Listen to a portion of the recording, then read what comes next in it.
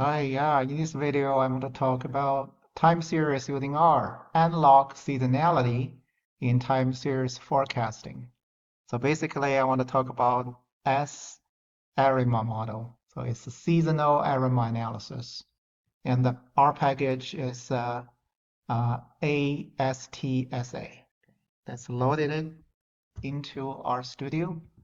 Set a random seed. We're going to create a data set for 144, that's 12 years, monthly data. And we can create a SARIMA model 111, 111, and 12. So I'm going to explain this a little bit later. First, the parameters for the autoregressive and the moving average parameter. So remember, now you see we have two sets of AR and MA coefficients. One is for the short-term dynamics, and the other one is for seasonal patterns. Okay, so we generate seasonal ARIMA using the ARIMA.sim function, but first generate the after difference ARIMA 11 model, and then by doing the ARIMA sim model equal to that. Now we use that the two parameters AR and MA, and also we use the seasonal parameter for the autoregressive and the moving average.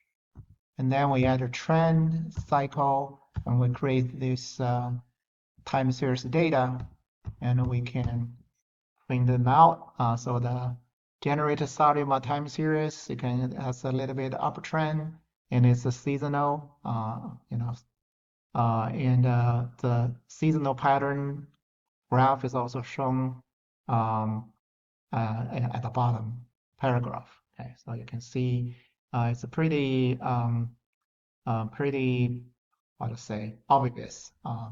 But locally, it's also there's some dynamics, and so it's autoregressive time series data. And now we want to use the SARIMA model. So you see this SARIMA model 111, 111, and 12. So what this means is we have two ARIMA models. First, the ARIMA model 111 is for short-term dependencies, which means YT depends on where T minus 1. So it's like lag 1 dependency for short-term. Okay. And the SARIMA 111 is for seasonal dependencies. This is actually going back to last year. So YT will depend on YT minus 12. All right. So that's why our time series here has both short-term and seasonal dependencies in it. So to fit a SARIMA model using that package we loaded, there's a SARIMA function. And syntax very simple, just SARIMA TS data, and then 111, 111, 12. Okay, so 12 is the months, I think. And then fit it, and then let's see.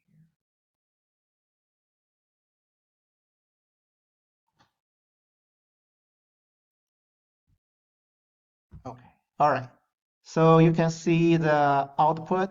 It gives you the function call, and then showing the iterations and tell you the algorithm converged. And then you look at the coefficient table. You have AR1, MA1, that's for the short-term dynamics.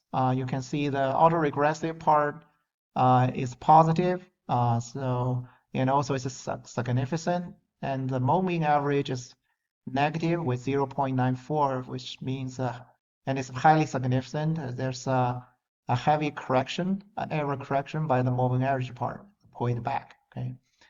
And then we have the SRAR1, which is not significant. And then the SMA, the moving average one, is also a significant error correction. It also calculate AIC, AICC, and BIC, these information criteria, which we can use for model selection. Okay. All right. So you can see here, let's do some other models. The model 2 will be SARIMA model 011 011. Okay, so let's do that. And this is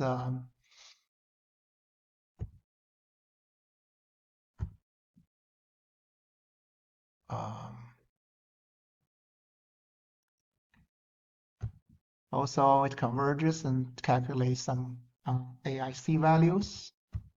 And model 3, in this one you can see we use no dot constant equal to false. So basically we want the intercept. Okay. So we have fit 3 models, and which one is the best? We can do a little exploration, put everything in, extract the AIC values, bring them out. So it looks like the first one and the last one has similar up to 2-digit after the decimal. They're the same, but let's put them together, the AIC value into a vector, and find the smallest one, and then find that one and bring out the model name. So it tells us that the first model is the full ARIMA model, and the AIC value is 528.58. Maybe if we show more decimals, it maybe becomes smaller than the third model. Okay. All right. So this is how on the right-hand side, you can see the standard residuals. It looks okay. Not very clear patterns, and the values are mostly within -2 and +2. The ACF shows autoregression is not big concern. QQ plus shows reasonably good normality, and the p-value of long box statistics also very large, so no concern at all. Okay. All right. So once we have the SARIMA model, we can use it for forecasting. So you can use the SARIMA.4 TS data n.ahead equal to 24, and you get the parameters.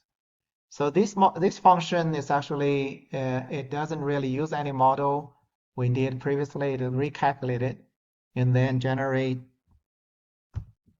forecasting. You can see the beyond 12, it generates forecasts with confidence bands. However, I think by default, it is cut at like 16 about. If even we specify n dot head equal to 24, so it doesn't really do that. If you really want the 24 forecasts, ignoring the truncation, here's a more tedious way. We first just redo the forecast. Let's say no plot equal to true. Save everything into this FC function.